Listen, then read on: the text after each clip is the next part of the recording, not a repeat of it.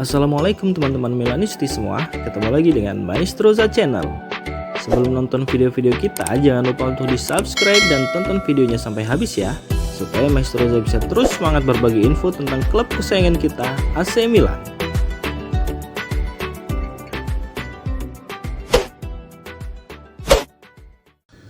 Jeda libur Natal datang pada waktu yang krusial bagi AC Milan setelah kemenangan 1-0 mereka melawan Verona. Saat Rossoneri bersiap menghadapi Roma pada hari Senin, pelatih Paulo Fonseca telah menetapkan beberapa tujuan jelas untuk tim setelah liburan.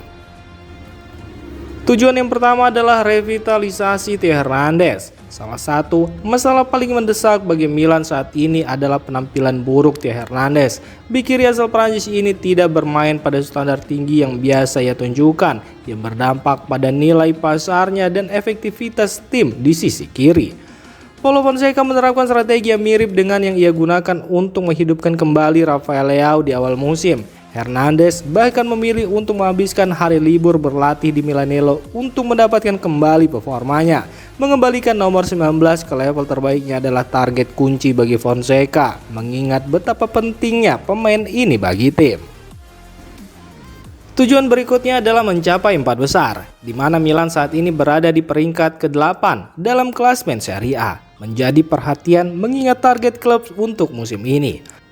Dengan Scudetto menjadi topik pembicaraan di musim panas, tim kini menemukan diri mereka terlalu jauh tertinggal dari para rival.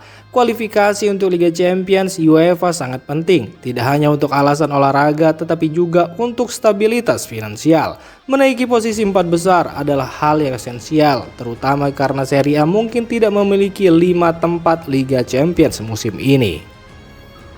Tujuan selanjutnya adalah mengejar trofi. Sementara situasi di Liga cukup menantang, Supercoppa Italiana dan Coppa Italia menawarkan peluang nyata untuk meraih trofi. Selain memenangkan Scudetto pada tahun 2022, Milan tidak banyak mengamankan trofi beberapa musim ini. Fonseca telah menunjukkan komitmennya terhadap kompetisi ini dan mempersiapkan diri secara matang untuk semifinal melawan Juventus. Memenangkan salah satu trofi ini akan sangat berarti bagi tim dan bagi Fonseca, terutama di tengah ketiadaan kesuksesan di Liga. Tujuan terakhir adalah menuju 8 besar Liga Champions. Mengamankan tempat di 8 besar Liga Champions sangat penting bagi kesehatan finansial Milan. Setelah 2 kekalahan melawan Liverpool dan Bayer Leverkusen, tim telah bangkit kembali dengan 4 kemenangan berturut-turut di kompetisi ini melawan klub Brugge, Real Madrid, Slovan Bratislava, dan Restal Belgrade. AC Milan kini menjadi pesaing serius untuk fase knockout, dengan Girona bermain di kandang sendiri dan Dinamo Zagreb di kandang lawan sebagai lawan terakhir. Fonseca harus memastikan tim siap secara taktis dan tidak meremehkan lawan-lawan ini. Saat AC Milan mendekati pertandingan melawan Roma, tim memiliki beberapa tujuan krusial yang harus dicapai di paruh kedua musim ini. Revitalisasi pemain kunci seperti Theo Hernandez, mengejar posisi 4 besar, mengejar trofi kompetisi domestik, dan mengamankan posisi yang kuat di Liga Champions adalah semua hal yang esensial untuk kesuksesan di masa depan klub.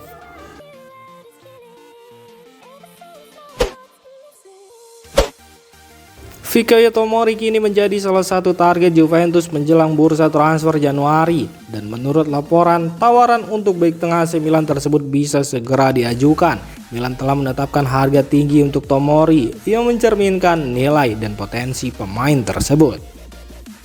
Musim ini penuh dengan pasang surut, tidak hanya bagi AC Milan, tetapi juga bagi Fikayo Tomori secara pribadi. Awalnya ia dianggap sebagai pemain inti, namun belakangan ini ia kesulitan untuk mendapatkan waktu bermain. Hanya tampil selama 11 menit di lapangan sejak terakhir kali bermain sebagai starter di Liga pada 6 Oktober lalu. Menurut Gazzetta dello Sport, AC Milan terbuka untuk menjual mantan pemain Chelsea tersebut, tetapi penjualan harus sesuai dengan ketentuan klub. Milan tidak ingin mengulangi kesepakatan seperti yang dilakukan dengan Pierre Kalulu dan telah memasang harga sebesar 25 juta euro untuk Tomori.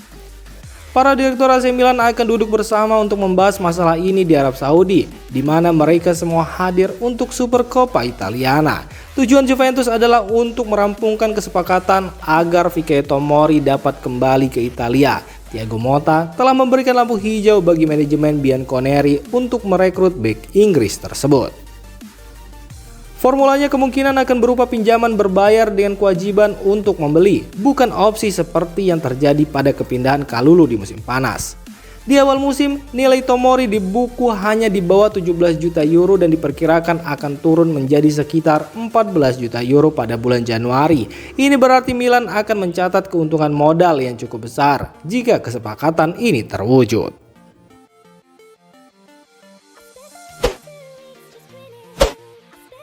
Juventus dikabarkan sudah memutuskan untuk mempermanenkan Pierre Kalulu yang tampil gemilang sejak dipinjam dari AC Milan pada bursa transfer musim panas lalu.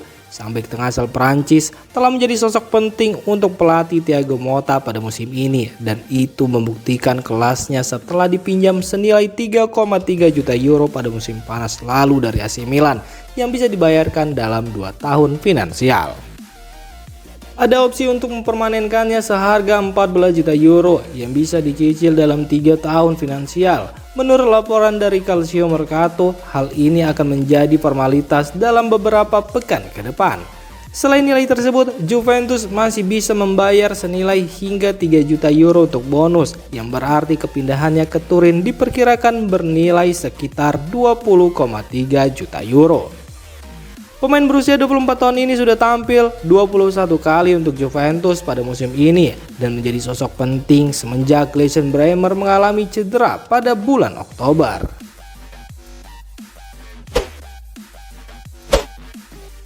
AC Milan diperkirakan akan melakukan beberapa perubahan pada skuad mereka di bursa transfer Januari dengan kemungkinan melepas beberapa pemain untuk memberi ruang bagi pemain baru. Menurut laporan ada 3 pemain yang berpotensi hengkang dengan 1 pemain yang sudah pasti meninggalkan klub. Luka Jovic adalah nama pemain yang hampir pasti akan meninggalkan AC Milan. Belum ada kepastian tentang klub tujuannya, tetapi kepergiannya sudah dianggap sebagai kemungkinan besar. 2 pemain lain yang berpotensi hengkang adalah Filippo Terracchiano dan Noah Okafor. Empoli dilaporkan tertarik untuk mendapatkan jasa Terracchiano, sementara Okafor memiliki banyak peminat. Davide Calabria juga dikabarkan memiliki minat dari Como, tetapi Milan mungkin akan mempertimbangkan untuk mempertahankannya untuk menambah kedalaman skuad. Keputusan untuk melepas beberapa pemain ini didorong oleh kebutuhan untuk merombak skuad AC Milan. Daftar skuad saat ini sudah penuh, terutama untuk pemain non-Italia, sehingga melepas beberapa pemain akan membuka ruang untuk merekrut pemain baru yang dibutuhkan.